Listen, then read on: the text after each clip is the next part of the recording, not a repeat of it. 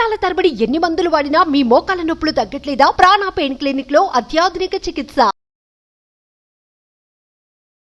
Welcome to Suman TV. నేను మీ Suman TV Nag. Kolkata ఇన్సిడెంట్కి సంబంధించినటువంటి వాటిల్లో ఆగస్టు 9th చాలా కీలక రోజు అని చెప్పేసి చెప్పొచ్చు.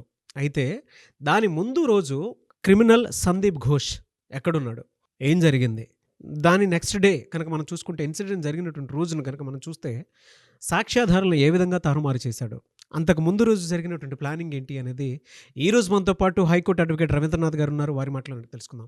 Hello sir. హాయ్ అండి నాగరాజ్ గారు. సార్, ఈ కేసుకు సంబంధించినటువంటి వాటిల్లో సిబిఐ ఇచ్చినటువంటి కీలక విషయాలు, అంశాలు ఏవైతే ఉన్నాయో, అండ్ సీల్డ్ కవర్ సబ్మిట్ చేసినటువంటి విషయంలో కూడా, సుప్రీంకోర్టుకి ఇచ్చినటువంటి సీల్డ్ కవర్లో కూడా కొన్ని విషయాలు బయటికి రావడం జరిగింది. అయితే ఆగస్టు 9th బిఫోర్ అసలు ఏం జరిగింది, వన్ డే బిఫోర్ ఏం జరిగింది, ఈ క్రిమినల్ సందీప్ ఘోష్ చేసినటువంటి ఆకృత్యాలు ఏంటి?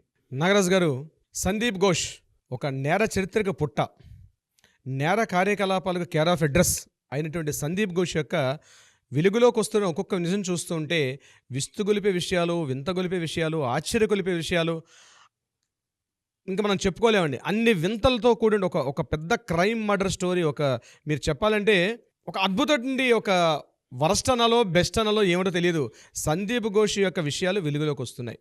అందులో ముఖ్యంగా ఆగస్టు 9వ తేదీ ఏదైతే Kolkata rape and murder case జరిగిందో, దానికి ముందు రోజు ఏం జరిగింది, కొన్ని గంటలకు ముందు సందీప్ ఘోష్ ఎక్కడున్నాడు, ఎవరెవరితో మాట్లాడుతున్నాడు, ఇతని యొక్క ప్రైవేట్ కార్యకలాపాలు ఏంటి, ఇతనికి ఎవరితో సంబంధాలు ఉన్నాయి, ఇతని యొక్క చరిత్ర ఏమిటి అనే విషయాల మీద మనం వెలుగులోకి వెళ్తున్నప్పుడు, మొట్టమొదటిగా తెలుగు సోషల్ మీడియా చరిత్రలో మొట్టమొదటి నేను చెప్పబోతున్నాను నాగరాజ్ గారు.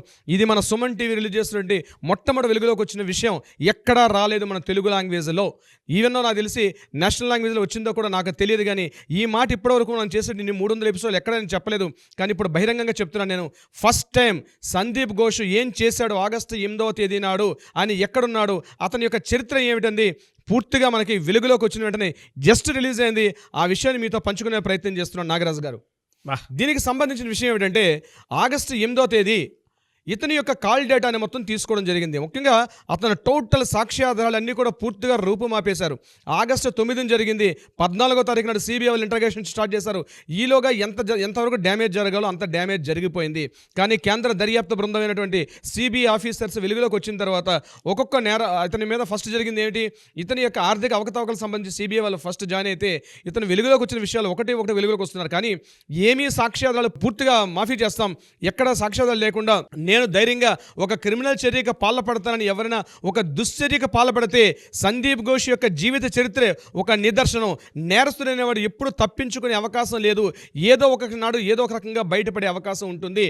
దానికి ప్రత్యక్ష ఉదాహరణ, దానికి సజీవ ఉదాహరణ సందీప్ ఘోష్ యొక్క చరిత్ర. మీతో నేను వివరించబోయే విషయం ఏంటంటే, సందీప్ ఘోష్కి కేవలం ఆర్జికర్ మెడికల్ కాలేజ్ ఒక్కటే హాస్పిటల్ కాదు, ఇతను ఒక ప్రైవేట్ క్లినిక్ కూడా నడుపుతున్నాడు, ఇతను ఒక ప్రైవేట్ వింగ్ కూడా నడుపుతున్నాడు, ఒక ప్రైవేట్ హాస్పిటల్. ముఖ్యంగా ఇతనికి వేరే అడ్డా ఉంది. ఆ అడ్డాలో ఇతను పూర్తిగా చాలా యాక్టివిటీస్ చాలా చేస్తున్నాడు. దీనికి సంబంధించిన వివరాలు నేను మీకు డీటెయిల్స్తో చెప్తాను. ఇతను కలకటాకు దగ్గరగా, అంటే ఆర్జికర్ మెడికల్ కాలేజీకి దగ్గరగా ఉన్నటువంటి, అంటే ఈ విషయాలు ఎలా వెలుగులోకి వచ్చాయని ముందుగా మీరు డౌట్ రైజ్ చేయొచ్చు. ఆ డౌట్ ఏంటంటే, సెల్ ఫోన్ ద్వారా ఇతను ఆయా ముందు రోజు ఎవరెవరితో మాట్లాడుతున్నాడు, ఇతను ఏ ప్రాంతాల్లో తిరుగుతున్నాడు, పూర్తిగా సెల్ టవర్స్ నుంచి వచ్చిన సిగ్నల్స్ ఆధారంగా ఇతను ఏ ప్రాంతాల్లో ఉన్నాడని పూర్తిగా సిబిఐ వాళ్ళు ట్రాయ్తో సంప్రదించి, అంటే ట్రాయ్ అంటే టెలికాం డిపార్ట్మెంట్ వాళ్ళతో సంప్రదించి ఆ మొత్తం విషయాలు వెలుగులో తీసుకొచ్చారు. ఏ టవర్ దగ్గర ఉన్నాడు, ఏ టవర్తో ఎంతసేపు మాట్లాడిన విషయాన్ని మొట్టమొదటిగా వెలుగులోకి తీసుకొచ్చారు. అది మనం తెలుసుకునే విషయాన్ని మన వ్యూయర్స్కి నేను షేర్ చేసుకుంటాను నాగరాజు గారు. డెఫినెట్గా అండి, డెఫినెట్గా. ఇతను కలకటాకు దగ్గరగా ఉండి బురాయిపూర్, కలకటగా దగ్గరగా టౌన్లోని దగ్గరగా ఉన్నట్టు బురాయిపూర్ అనే ప్రాంతంలో ఒక ఏరియాలో ఒక ప్రైవేట్ క్లినిక్లో ఇతనున్నాడు. ప్రైవేట్ క్లినిక్ ఒకటే కాదు, అక్కడ నమితా సెబాటియన్ అన్నటువంటి ఒక ఛాంబర్స్ని, అంటే ఏంటి, ఒక కార్పొరేట్ ఆఫీసు కొన్ని క్యాబిన్స్ ఒక్కొక్కరికి డిస్ట్రిబ్యూట్ చేస్తారు. నమితా సెబాటియన్ అనేది ఒక హాస్పిటల్. ఈ హాస్పిటల్ ఏంటంటే number of group of doctors అందరినీ గ్యాదర్ చేసి ఒక్కొక్కరికి ఒక ఛాంబర్స్ని రెంట్కి ఇస్తారు. ఒక టైమింగ్స్ ప్రకారం వీళ్ళు ఉంటారు. దిస్ ఇస్ ద నమితా సెబాటియన్ అనేటువంటి ఒక హాస్పిటల్. ఆ నమితా సెబాటియన్ హాస్పిటల్లో కూడా మేజర్ షోర్ హోల్డర్ ఎవరంటే మేజర్ షేర్ హోల్డర్ ఎవరంటే మన సందీప్ ఘోష్ గారు. సందీప్ ఘోష్ గారు ముందు రోజు రాత్రి ఏదైతే సంఘటన జరిగిందో ఆ అమ్మాయి డ్యూటీలో ఉందో 36 గంటల పాటు డ్యూటీ వేసేసి ఈవినింగ్ సాయంత్రం 5:30 తర్వాత ఇతను ఆ ప్రాంతానికి విజిట్ చేయడం జరిగింది. బురాయిపూర్ అనే ప్రాంతంలో నమితా సబాటి అనే హాస్పిటల్ ఇతను ఉన్నాడు. దీనికి రుజువేంటి, దీనికి నిదర్శనం మన వ్యూవర్స్తో పాటు మన క్లిప్పింగ్ కూడా పక్కన పెడుతున్నాం. ముందు రోజు రాత్రి 8:30-9 ఆ ప్రాంతంలో ఇతను అక్కడ ఒక పేషెంట్కి అతను ప్రిస్క్రిప్షన్ కూడా రాశాడు. ఆ ప్రిస్క్రిప్షన్లో అక్కడ ఏం పిలుస్తున్నారంటే సందీప్ ఘోష్ కాకుండా ఎస్ ఘోష్ అనే పేరుతోటి ఇతను ఒక ప్రిస్క్రిప్షన్ కూడా రాశాడు. పైన నమితా సబాటి అని చెప్పి ఒక ప్రిస్క్రిప్షన్ పేడలో orthopedic surgeon, MS orthopedic surgeon అని చెప్పి ఇతను రాసుకున్న ప్రిస్క్రిప్షన్ పేడ కూడా మనకు దొరికింది. దాన్ని కూడా మనం ఇప్పుడు దీంతో పాటు మనం చూపిద్దాం నాగరాజ్ గారు. డెఫినెట్గా ఆ ప్రిస్క్రిప్షన్ కూడా ఉంటుంది. దాంట్లో క్లియర్గా ఎస్ ఘోష్ ఉంటుంది, ఆ నమితా సబాటి అని తనకు సంబంధించి ఉంటుంది. అయితే ఇక్కడ ప్రిస్క్రిప్షన్ కనిపించడం వల్ల గొప్ప విషయం కాదు. ఎందుకు మనం దీని గురించి ఇంతగా మాట్లాడుతున్నాం అంటే రిజిస్టర్డ్ నెంబర్ ఉంటుంది.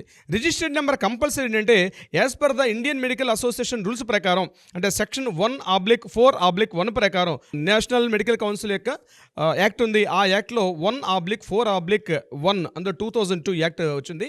దాని రూల్ ప్రకారం ఏంటంటే ఎనీ మెడికల్ ప్రాక్టీషనర్ తన రాస్తున్న ప్రిస్క్రిప్షన్ పేడ మీద కంపల్సరీ తన రిజిస్టర్డ్ నెంబర్ ఖచ్చితంగా రాయాలి. ఎవరైనా అట్లా రిజిస్టర్డ్ నెంబర్ వేయకుండా ప్రిస్క్రిప్షన్ రాస్తే ఆయనకి ఏంటంటే ఆయన మీద మనం చట్టపరమైన చర్యలు తీసుకునే అవకాశం ఉంటుంది. కానీ ఇన్ని సంవత్సరాల అనుభవం ఉన్నటువంటి సందీప్ ఘోష్ కూడా ఆ ప్రిస్క్రిప్షన్ పేడ మీద తన రిజిస్టర్డ్ నెంబర్ లేకుండా ఒక ప్రిస్క్రిప్షన్ రాయడం జరిగింది. విత్ స్టాంపింగ్ ఉంటుంది. పక్కన మనం ప్లే అవుతుంది చూడండి. దీనిపైన స్టాంపింగ్ ఉంటుంది, ఎస్ ఘోష్ అని ఉంటుంది, క్లియర్గా డీటెయిల్స్ అన్నీ కూడా ఉంటుంది. మరి ఎస్ ఘోష్ అంటే ఈ సందీప్ ఘోషా కాదా అని మన ఆడియన్స్కి మళ్ళీ డౌట్ వచ్చే అవకాశం ఉంటుంది. అయితే ఈ నమితా సబాటి అనే వాళ్ళు ఎవ్రీ వీక్ కొన్ని పాంప్లెట్స్ పంచుతూ ఉంటారు. అలాగే పేపర్లో ఒక ప్రకటన కూడా వేస్తారు. అది బంగ్లా భాషలో ఉంటుంది. ముఖ్యంగా వాళ్ళు లోకల్లో వేస్తారు. ఈ నమితా సబాటి అని బురాయిపూర్లో ఏదైతే హాస్పిటల్ ఉందో పేషెంట్స్ కోసం చెప్పి పెద్ద ఒక యాడ్స్ కూడా వేస్తారు. ఆ యాడ్స్లో ఎవరెవరు డాక్టర్స్ ఈ ఛాంబర్లో ఉన్నారు, ఏ డాక్టర్స్ ఏ టైమింగ్స్లో వస్తారని చెప్పి వాళ్ళ క్లియర్ నేమ్తో సహా వేస్తారు. ఇప్పుడు మనం మాట్లాడుతున్న మన వీడియోలో పక్కనే ప్లే చేయించండి. అది కూడా ఆ పేపర్ కటింగ్ కూడా మన దగ్గర ఉంది. డెఫినెట్గా అండి.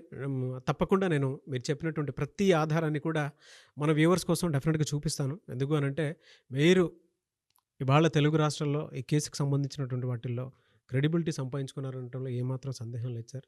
ప్రతిదీ ఆధారం లేకుండా మాత్రం చూపించలేదు. ఈవెన్ మనం మామూలు జనరల్ డేటా చేసినా కూడా ఒక వీడియోకి సంబంధించింది ప్రతిదీ కలెక్ట్ చేసి మరీ చెప్తూ ఉంటారు కాబట్టి చెప్తున్నాను. And hats off to your intelligence also. అయితే ఇతను ఆ నమితా సబాటి అనే హాస్పిటల్ వాళ్ళు ఏం చేశారంటే ఒక పేపర్ ప్రకటన వేశారు.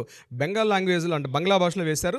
అందులో ఎవరెవరు డాక్టర్స్ ఎప్పుడెప్పుడు వస్తారు, ఏ టైమింగ్స్లో వస్తారు, వాళ్ళ క్వాలిఫికేషన్స్, వాళ్ళ దేంట్లో స్పెషలైజేషన్ చేశారు అంటే పల్మనాలజీ, అంకాలజీ, న్యూరాలజిస్టా, లేకపోతే గ్యాస్ట్రోఎంట్రాలజిస్టా, లేకపోతే ఆర్థోపెడిక్, ఈ డీటెయిల్స్ అన్ని కూడా ఉంటుంది.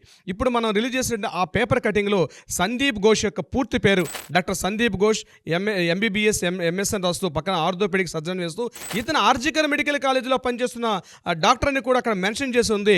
అది కూడా ఈ బెంగాల్ భాషలో పేపర్లో కనిపిస్తుంది. బట్ వీలైతే లాంగ్వేజ్ హిందీకి దగ్గరగా ఉంటుంది కాబట్టి చదివే ప్రయత్నం చేసుకోవచ్చు. అంటే క్లియర్గా ఇతను ఒక పేర్లగా ఇతనికి ఉన్నటువంటి ఆల్రెడీ ఒక ప్రిన్సిపల్గా పనిచేస్తున్నాడు, ఒక ప్రభుత్వ ఉద్యోగి, ఒక గవర్నమెంట్ హాస్పిటల్లో పనిచేస్తున్న గవర్నమెంట్ డాక్టర్. ఎట్టి పరిస్థితుల్లో కూడా తను ఒక ప్రైవేట్ క్లినిక్ నడుపుకోవడం అంది ఎట్టి పరిస్థితుల్లో చట్టరీత్యా నేరం. కానీ ఆ చట్టాన్ని తొంగలో తొక్కి, ఆ రూల్స్ని తొంగలో తొక్కి పూర్తిగా తను ఏం చేశాడంటే ఒక ప్రైవేట్ క్లినిక్, ఇప్పుడు నేను చెప్పినటువంటి నమితా సబాటి అనేటువంటి ఒక హాస్పిటల్ ఆర్గనైజేషన్లో అతను పనిచేస్తూ ఉన్నాడు. ఈ నమితా సబాటి అనేటువంటి ఏదైతే ఆర్గనైజేషన్ సంస్థ ఉందో దాంట్లో ఇతను ఫ్రీగా వాలంటీర్గా చేయట్లేదు. చాలా కాస్ట్లీయెస్ట్ హాస్పిటల్ అని అక్కడ లోకల్ ఉంటే మన మీడియా ప్రతినిధులు చెప్తారు. ఆ నమితా సబాటి ఇస్ వెరీ కాస్ట్లీయెస్ట్ హాస్పిటల్ అని. కన్సల్టేషన్ ఛార్జెస్ కూడా చాలా కాస్ట్లీగా ఉంటాయి. కేవలం సోకాల్డ్ ఎవరైతే హై ప్రొఫైల్స్ ఉంటారో వాళ్ళు మాత్రమే వచ్చి వెళ్తారు ఈ యొక్క నమితా సబాటి హాస్పిటల్. కానీ ఆల్రెడీ ఒక పేరుంది. ఇది బురాయిపూర్ అనేటువంటి ఏరియాలో ఈ హాస్పిటల్ ఉంది. ఇది ఏంటంటే కేవలం ఛాంబర్స్ అద్దెకిస్తారు చాలామంది. అందులో ఆ గ్రూప్ ఆఫ్ యాక్టివిటీలు ఇతను కూడా ఉన్నాడు. అయితే ఇక్కడతో అయిపోలేదు కదా. ఇందులో మన సందీప్ ఘోష్ గారు ఏం చేశారంటే తన ప్రైవేటు కార్యకలాపాలు అంటే ఎవరైతే అనఫీషియల్స్ ఉంటారో అంటే హాస్పిటల్కి వచ్చి ఈ మధ్య ఇటీవల కాలంలో 2021లో ఈ హాస్పిటల్ యాజ్ అ ప్రిన్సిపల్గా నమోదైన తర్వాత చాలా అకృత్యాలు, అరాచకాలు చాలా జరిగినాయి. అయితే ఇటువంటి యాక్టివిటీస్ అన్నీ కూడా ఇతను మెయిన్ మెడికల్ కాలేజీలో కాకుండా ఇతను ఈ యొక్క నమితా సబాటి రెడ్డి గ్రూప్ ఆఫ్ ఆర్గనైజేషన్ ఎక్కడైతే ఉందో దీంట్లో కూర్చుని తను పూర్తిగా డీటెయిల్స్ అన్ని మాట్లాడుకుంటాడు. ఎవరితోనైనా పర్సనల్ అపాయింట్మెంట్ ఇవ్వాలంటే ఈ ప్లేస్కి పిలిపించి తను మాట్లాడుకుంటాడు. బహుశా అభయకి సంబంధించి ఏదైనా హత్యకు సంబంధించి ఏదైనా మంత్రాంగం కావచ్చు, యంత్రాంగం కావచ్చు, ఏదైనా సరే దానికి ప్రణాళిక ఇక్కడ జరిగి ఉండే అవకాశం ఉండే కోణంలో సిబిఐ వాళ్ళు దర్యాప్తు చేస్తున్నారు. ఇది మొట్టమొదటిగా ఈ న్యూస్ మన Telugu social media channel, Telugu news ఛానల్స్లో మొట్టమొదటిగా మన ద్వారా తెలిసింది. నాగరాజు గారు, ఈ విషయం చెప్పడానికి నేను చాలా గర్విస్తున్నాను. But really hats off to you sir. మీకున్న నాలెడ్జ్ కానివ్వండి, లేదంటే మీరు స్టడీ చేసేటువంటి విధానం కానివ్వండి, నేను దగ్గరుండి చూశాను కాబట్టి చెప్తున్నాను.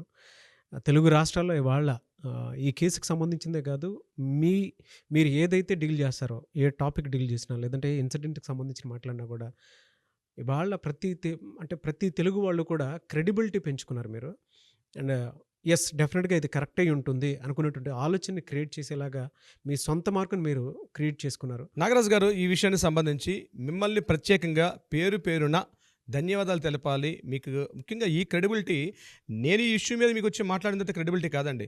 ఆల్రెడీ మీ మీద కొన్ని సంవత్సరాలుగా యాజ్ ఎ బిజినెస్ సీఈఓగా సుమన్ టీవీ యాజమాన్యంలో మీరు ఒక పార్ట్ ఆఫ్ యాజమాన్యం ఉంటూ ఇటువంటి సంఘటన కూడా ఒక సామాజిక స్పృహతో, ఒక సామాజిక ఇతివృత్తాన్ని మీరు తీసుకొని ఇన్ని వందల ఎపిసోడ్లు చేయాలంటే డెఫినెట్గా మిమ్మల్ని హ్యాట్స్ ఆఫ్ చెప్పాలి. మీకు ఏదైతే ఆల్రెడీ క్రెడిబిలిటీ ఉందో, ఆల్రెడీ చాలా కొన్ని వేల వీడియోస్ చేసి ఉండొచ్చు, మీరు బహుశా ఎన్నో వీడియోస్ చేశారు, ఎంటర్టైన్మెంట్ కావచ్చు, రకరకాలు చేశారు. కానీ మీరు మిగిలిన చేసిన వీడియోస్తో పోలిస్తే ఒక సామాజిక బాధ్యత మీలో ఉంటుంది. ఆ కోణాన్ని కూడా మీరు టచ్ చేశారు. మీరు ఆడియన్స్ ఆల్రెడీ కనెక్ట్ అయి ఉన్నారు. మీరు ఆల్రెడీ మీది మీద ఒక క్రెడిబిలిటీ ఉంది. ఆల్రెడీ సుమన్ టీవీ అంటే, నాగరాజు గారు అంటే ఒక క్రెడిబిలిటీ ఉంది. ఎందుకంటే మీ సపోర్ట్ లేకుండా, మీ యాజమాన్యం సపోర్ట్ లేకుండా ఇన్ని ఎపిసోడ్లు ఇంత లాంగ్, బహుశా నేను చెప్పకూడదు కానీ బహుశా ఏ ఛానల్ కూడా చేయని సాహసం కొంచెం. No doubt sir, no doubt. ఎందుకంటే ఇవాళ ఎన్ని ఎపిసోడ్స్ అయితే ఏ ఛానల్లోనూ ఉండదు, కనిపించదు కూడా. ఓన్లీ సుమన్ టీవీలోనే కనిపిస్తూ ఉంటుంది మనకి. వితౌట్ యువర్ సపోర్ట్ నాగరాజు గారు, డెఫినెట్గా ఈ తీర్పు వచ్చిన తర్వాత మనం ఖచ్చితంగా మన వ్యూయర్స్ అందరితో కలిసి మనం ఒక అకేషన్ చేసుకుందాం. డెఫినెట్గా దీంట్లో మిమ్మల్ని పేరుగా really hats off Nagaraju garu. Thank you sir. చేస్తున్నటువంటి కృషి అభినందనీయం మిమ్మల్ని. Thank you sir. మనతో పాటు మన ఆడియన్స్ కూడా మనల్ని ఆ విధంగా అంటే ఒక్కొక్క మంచి లెవెల్కి ఒక్కొక్క మెట్టు ఎక్కించారని చెప్పేసి చెప్పడంలో ఏమాత్రం సందేహం లేదు. ఎందుకంటే జస్టిస్ కోసం మనతో పాటు ఇంతమంది నడుచుకుంటూ వస్తున్నారు కాబట్టే మనకు ఆ బలం దొరికింది. మన వ్యూవర్సే మన బలం. వారికి స్పెషల్ థ్యాంక్స్, అండ్ మీకు స్పెషల్ థ్యాంక్స్. ఎందుకంటే మన దగ్గరకు వచ్చేటువంటి వాళ్ళు ఎవరైతే ఉంటారో, వీడియోస్ చూసిన తర్వాత ప్రతి ఆడపిల్ల కూడా కొన్నిసార్లు అంటే కాంటాక్ట్ నెంబర్కి కాల్ చేసి మీ దగ్గరకు వచ్చేసిన తర్వాత అన్యాయం జరిగిందనంటే, మీరు పోలీస్ స్టేషన్కి ఫోన్ చేస్తే ఆగిపోయినటువంటి విచారణ ఏదైతే ఉందో అది మళ్ళీ కంటిన్యూ చేసి వాళ్ళకి న్యాయం జరిగినటువంటి సందర్భాలు కోకొల్లలు నా ముందే చూశాను నేను. నా కంటి ముందే జరిగాయి. వాటిని తెర వెనకే ఉన్నాయి, అవి ఎప్పుడు తెర ముందుకు తీసుకొని రావలేదు. ఎందుకు అనంటే అది కరెక్ట్ కాదని చెప్పేసి మేము కొన్ని విషయాల్లో ఆగాము. సో చాలామందికి న్యాయం చేశారు మీరు. ఈ విషయంలో కూడా డెఫినెట్గా న్యాయం జరగాలండి. దేశ చరిత్రకు సంబంధించినటువంటి వాటిల్లో ఒక చోట అన్యాయం జరిగింది, బట్ ఒక మంచి జస్టిస్ వచ్చినప్పుడు మాత్రం చరిత్రకు నాందని చెప్పేసి డే 1 నుంచి చెప్తూ ఉన్నారు. అందుకే కొన్ని కేసెస్ కూడా పక్కనే పెట్టేశారు మీరు. డెఫినెట్గా ఇది మంచి జరగాలని చెప్పేసి ఉద్దేశంతో. And really hats off to you అండి, no doubt. Thank you sir. ఏదేమైనా సరే we want justice, we demand justice. Nagaraju గారికి, మీకు, మీ యాజమాన్యానికి, మీ టెక్నికల్ నాన్ టెక్నికల్ స్టాఫ్కి ఈ ఏర్పాటులాగా ప్రజలు కొన్ని వేల మంది చూస్తున్నారు, కొన్ని లక్షల మంది చూస్తున్నారంటే ఎంతోమంది కృషి దీని వెనకాల కొన్ని గంటల సమయం ఉంది. కాబట్టి ఖచ్చితంగా వారందరికీ పేరున అభినందనలు తెలుపుతున్నాను Nagaraju garu. Thank you sir. Thank you so much అండి. Thank you so much Nagaraju garu. Suman టీవీలో మీ పర్సనల్ అండ్ బిజినెస్ ప్రమోషన్స్ కోసం కింది నెంబర్కి కాంటాక్ట్ చేయండి.